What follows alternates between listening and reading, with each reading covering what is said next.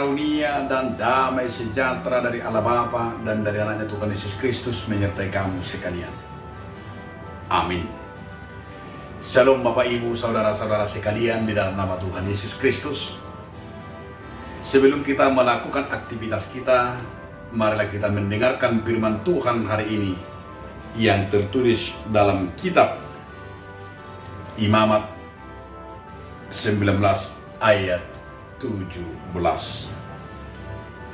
Janganlah engkau membenci saudaramu di dalam hatimu, tetapi engkau harus berterus terang menegur orang sesamamu, dan janganlah engkau mendatangkan dosa kepada dirimu karena dia. Dan jadi hosomamu dongamu di bagasan roham, alaikum marsipayo tudongamu asa unang mania dosahu ala ibana. Demikian firman Tuhan. Saudaraku dalam nama Tuhan Yesus Kristus, judul renungan kita hari ini adalah jangan membenci.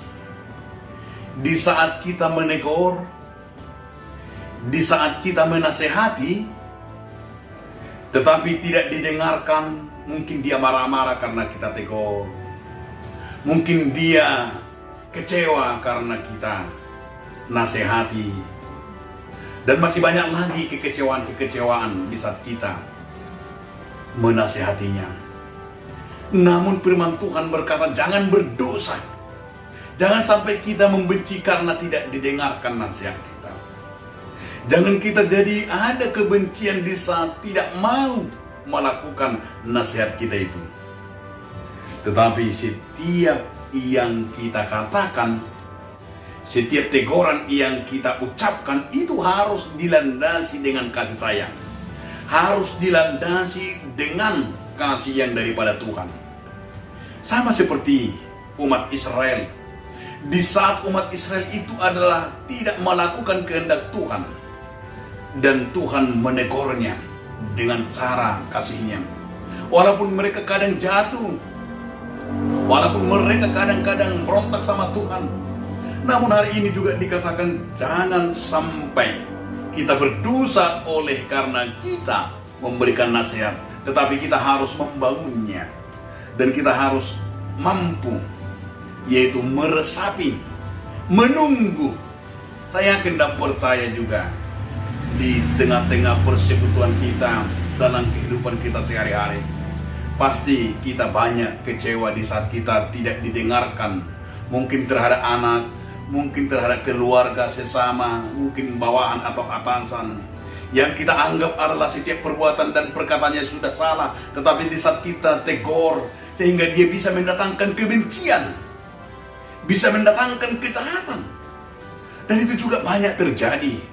Kalau kita perhatikan di media-media, seorang anak yang membunuh ibunya, seorang anak yang membunuh ayahnya, ayahnya juga membunuh anaknya, dan saling membunuh dalam keluarga itu karena ada kebencian.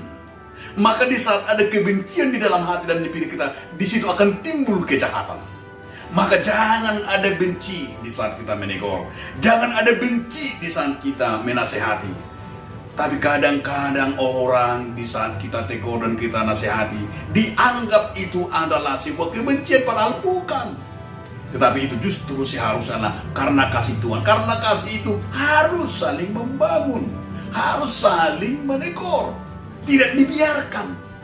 Banyak orang membiarkan, sudah tahu anaknya salah tapi dibiarkan, akan dia terus-menerus di dalam kejahatan itu. Sudah tahu anaknya jahat, sudah tahu anaknya itu selingkuh, sudah tahu anaknya itu melakukan kejahatan, mencuri, sudah tahu anaknya berkelahi, tapi dibiarkan, tidak dinasihati dan tidak ditegurnya. Itu bukan kasih, tapi itulah akan menghancurkan masa depannya. Maka firman Tuhan hari ini, baiklah kita mau memberikan sesuatu faedah di saat kita juga mengucapkan kata-kata kita, menegur dan menasihati. Biarlah itu bermuara dari kasih Kristus, sehingga teguran-teguran kita, sehingga nasihat-nasihat kita menjadi garam dan terang akan membuat seseorang itu di saat kita tegur dia akan mampu meresapi dia salah. Di saat kita nasihati dia mampu dia kurang selama ini, sehingga dia akan terbangun di dalam kasih Tuhan dan akan menerima upah dan kemenangan. Amin, kita berdoa. Terima kasih Tuhan, melalui firman-Mu biarlah kami Tuhan di dalam kasih-Mu memberikan setiap nasihat. Amin.